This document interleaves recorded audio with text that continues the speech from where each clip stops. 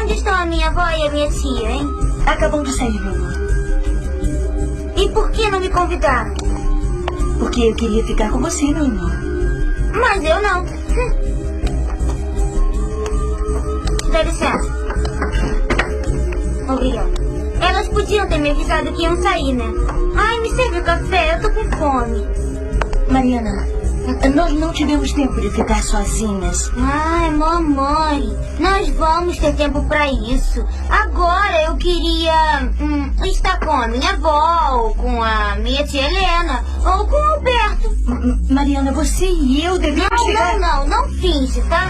Eu sei que você também queria estar com ele. Claro que sim, mas agora eu prefiro ficar com você. Ai, mamãe, eu não quero discutir por causa disso, tá? Se você quer sair com o Alberto e comigo, será bem-vindo. Mariana... O quê? Cadê o café? Eu tô com fome.